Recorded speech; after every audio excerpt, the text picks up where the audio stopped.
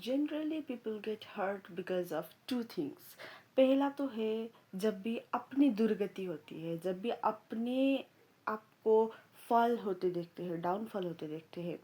और फिर second one है जब भी कोई अपने नज़दीक के इंसान को अपराइज होते देखते हैं, जब भी वो इंसान को ऐसे हायर अपवार्ड जाते देखते हैं ना, तब लोगों को सैड फील होता है। और फिर आप एक बार केयरफुली सोचिए कि जब भी एक स्ट्रेंजर को सक्सेस मिलती है तब आपको कुछ भी बुरा नहीं लगता। इनफैक्ट वैसा इतना ज़्यादा बुरा तो कभी नहीं लगता, you will be feeling even happy. But when you see your friend, cousin, classmate or someone who once stood beside you, if they get success, then ऐसे मन के कुछ कोने पर कुछ ऐसा सावर सा हो जाता है और फिर ठंडा पड़ जाता है। तो ये बेसिक ह्यूमन नेचर है।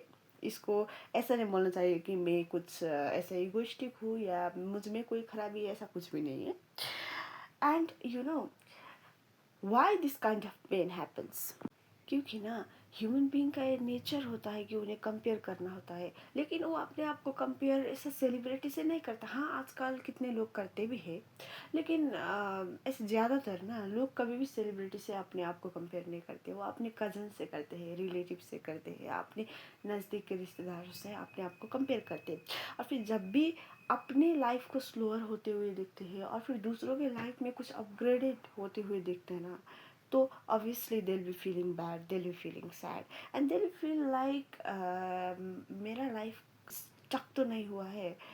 ये उन लोगों को सोचने में आ जाता है। और फिर जब भी ये सारे क्वेश्चंस दिमाग में चल रहे होते हैं तब ये क्वेश्चंस ले आता है sadness in a human mind.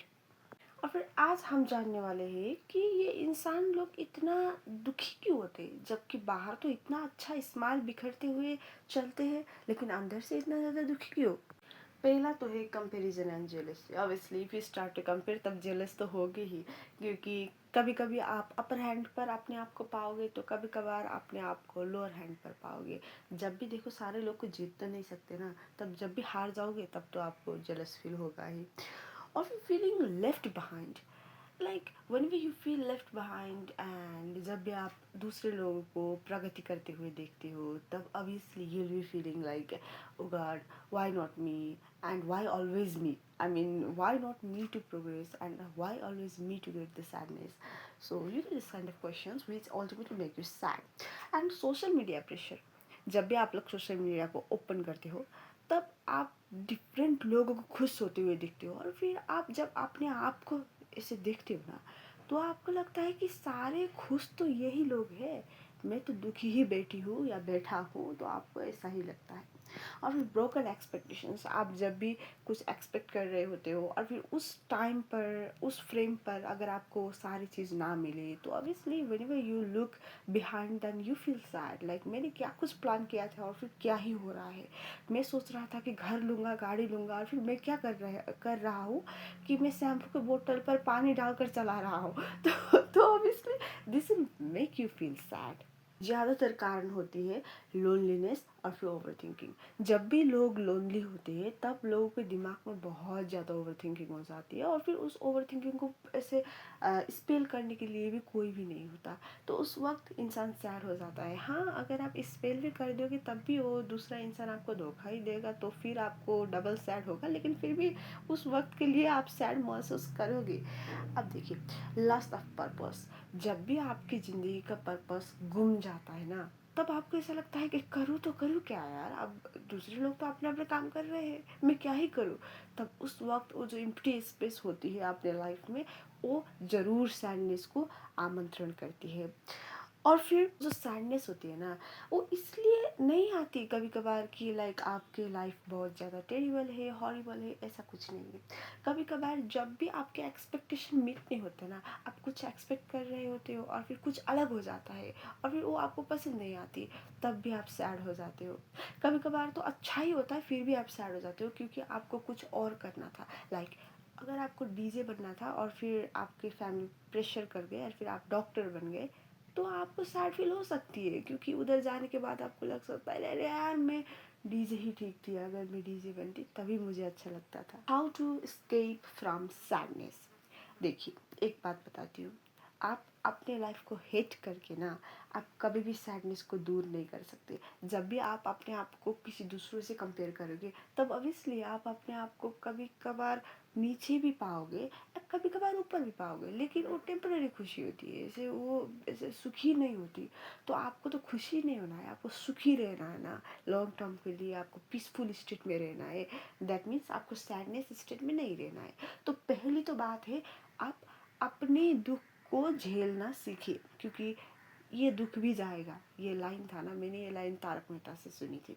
तो ये दुख भी जाएगा।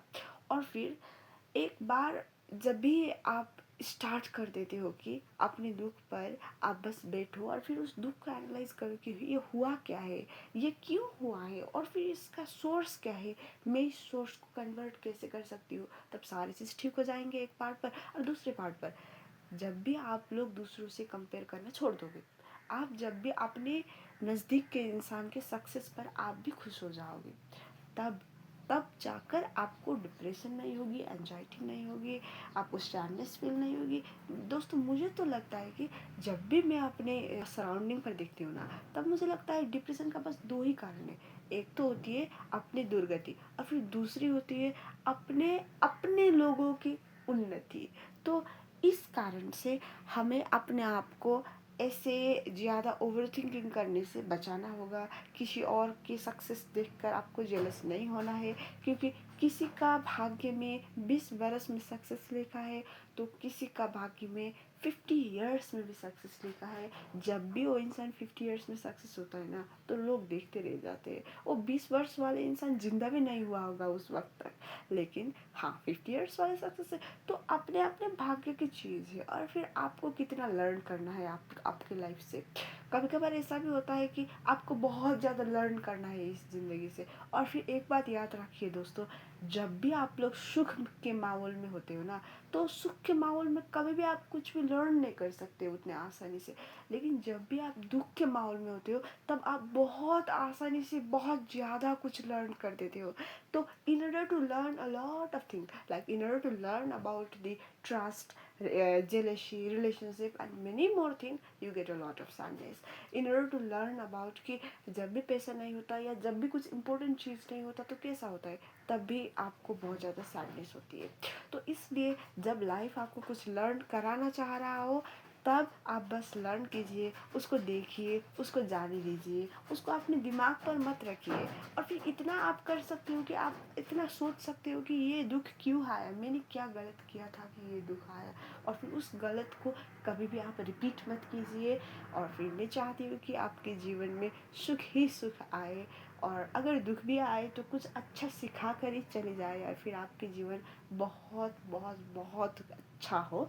तो हाँ, इतने ही बोलते हुए मैं अपनी वीडियो को एंड करना चाहती हूँ। और फिर अगर आपको मेरा वीडियो अच्छा लगा तो आप लाइक कर सकते हो, और फिर कमेंट भी कर सकते हो कि आपको मेरा वीडियो कैसा लगा। और अगर आपको मेरे वीडियो देखते रहना है तो आप मुझे सब्सक्राइब भी कर सकते हो। तो हाँ, बाय बाय।